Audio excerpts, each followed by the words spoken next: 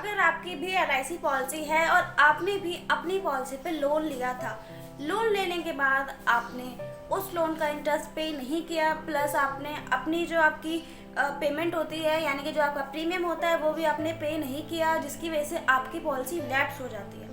So friends, अगर ऐसा आपके साथ भी हुआ है और आपके मन में भी अगर ये सवाल है कि क्या आपको आपके बीमे के पैसे मिलेंगे या फिर नहीं, आपकी पॉलिसी का क्या होगा, जो आपने लोन लिया था वो लोन आप उसमें देंगे तो आपकी पॉलिसी चालू होगी या फिर नहीं होगी, पॉलिसी का क्या होगा। सो फ्रेंड्स, अगर आपके भी हैं ऐसे कुछ सवाल तो आज की ये वीडियो आपके लिए है।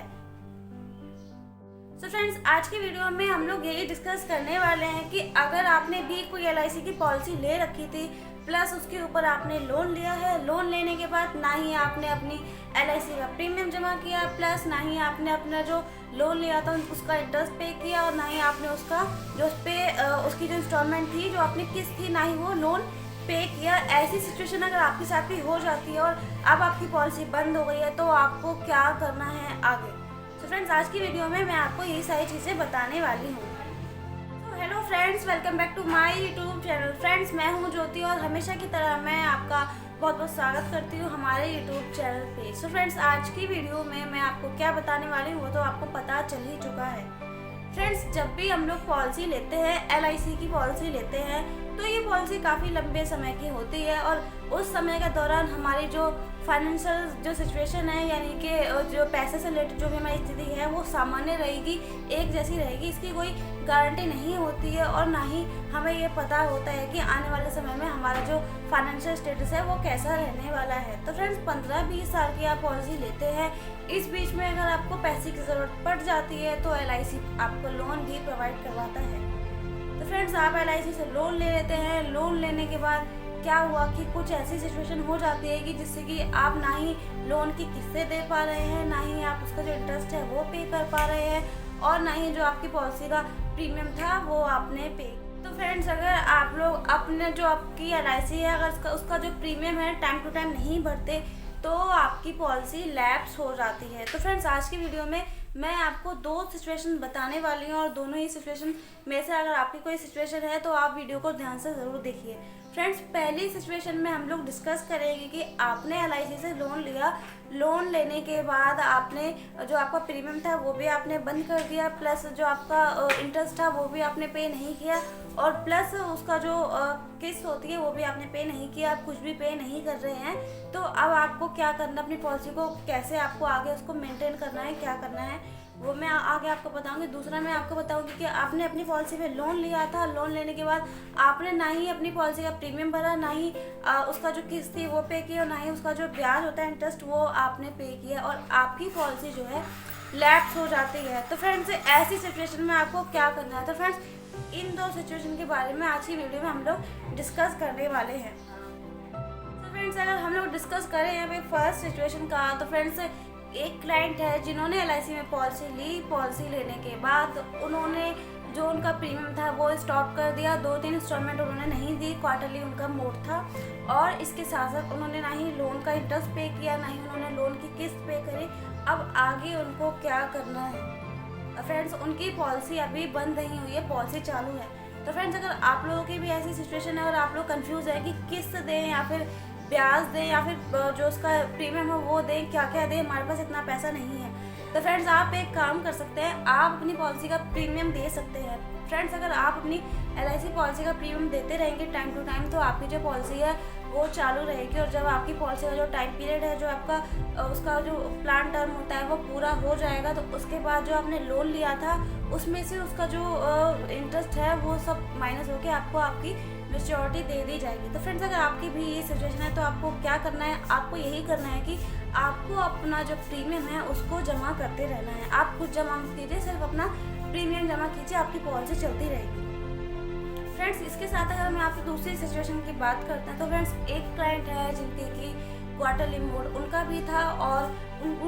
जो वो थे उन्होंने भी अपनी पॉलिसी पे लोन लिया था, लोन लेने के बाद ना ही उन्होंने अपना प्रीमियम जमा किया, ना ही उन्होंने किस्त जमा की, ना ही उन्होंने इंटरेस्ट जमा किया। तीनों में से उन्होंने कुछ भी जमा नहीं किया और उनकी पॉलिसी लैप्स हो जाती है, यानी कि उन्होंने 3-4 साल तक ऐसा ही किया और अब उनकी पॉलिसी लैप्स हो जाती है क्योंकि उनके पास पैसे नहीं थे और कुछ भी कारण था जिसकी वजह से उन्होंने पैसे नहीं दे पाए, तो उनकी पॉलिसी लैप्स हो गई। अब फ्रेंड, पॉलिसी लैप्स होने के बाद उनके मन में सवाल ये है कि अब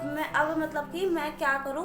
और जो मैंने लोन लिया था वो माइनस होगा या फिर मेरी पॉलिसी में से मुझे जो मैंने पैसा जमा किया था क्या मिलेगा, क्या नहीं मिलेगा, मेरी पॉलिसी चालू होगी या फिर नहीं होगी। तो फ्रेंड्स, अगर ऐसे ही सवाल उनके साथ भी हैं तो मैं बताती हूँ। तो फ्रेंड्स, अगर आपके साथ भी ऐसा हुआ है कि आपने अपनी पॉलिसी में लोन लिया था और आपने अपनी जो पॉलिसी थी उसका प्रीमियम आपने नहीं दिया, जिस रीज़न से आपकी पॉलिसी लैप्स हो गई, लैप्स होने के बाद ना ही आपने उसका लोन पे किया, ना ही आपने किस्त दी, ना ही आपने इंटरेस्ट दिया और आपकी पॉलिसी लैप्स हो चुकी है। तो फ्रेंड्स, आपको क्या करना है? फ्रेंड्स, फर्स्ट ऑफ ऑल आपको अपनी पॉलिसी को रिवाइव करवाना है, यानी कि चालू करवाना है। सो फ्रेंड्स, कई लोग अब ये भी कहेंगे कि उसको हम चालू कैसे करवाएं, क्योंकि लगभग 3 से 4 साल हो चुके हैं और उसका जो पैसा था काफ़ी ज़्यादा हो चुका है, 30-40 हज़ार रुपये हो चुका है, हम उसको कैसे पे कर पाएंगे? तो फ्रेंड्स, फर्स्ट ऑफ ऑल अगर आप 30-40 हज़ार रुपये अगर आपके हो गए हैं या फिर इससे ऊपर हो गए हैं तो आप इसको इंस्टॉलमेंट में भी अपना जो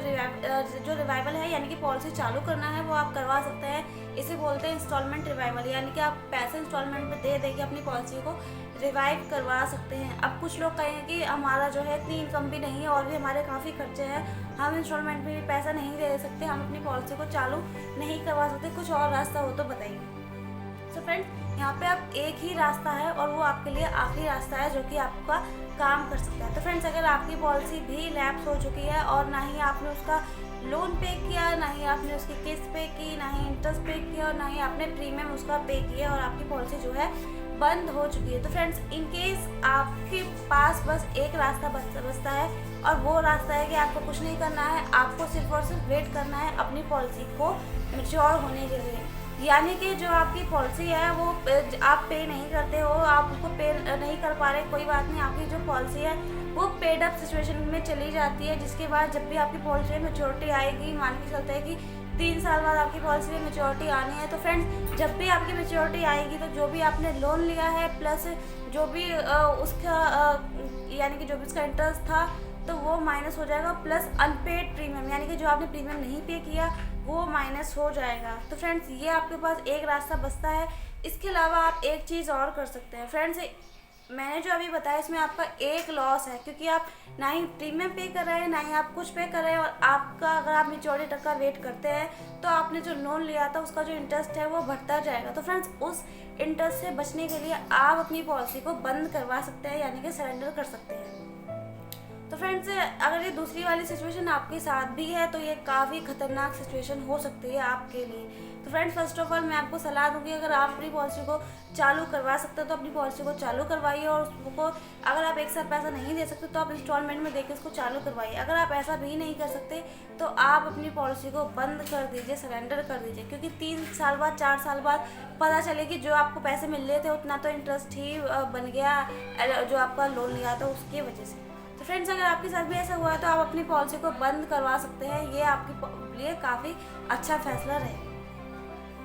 तो फ्रेंड्स, ये थी आज की वीडियो। आई होप आप लोगों को आज की वीडियो काफ़ी ज़्यादा पसंद आई हो। फ्रेंड्स, वीडियो कैसी लगी आप लोग मुझे कमेंट में ज़रूर बताइए, और आप लोग सब्सक्राइब नहीं करते हैं। सो फ्रेंड्स, आप लोग यहाँ तक आ ही गए तो चैनल को प्लीज़ सब्सक्राइब ज़रूर करें। वीडियो अच्छी लगी तो लाइक ज़रूर करें, शेयर ज़रूर करें। इसी के साथ साथ मिलते हैं नेक्स्ट वीडियो में। तब तक अपना ध्यान रखिए, अपनी फैमिली का ध्यान रखिए, खुश रहिए, औरों को भी खुश रखिए। Bye friends.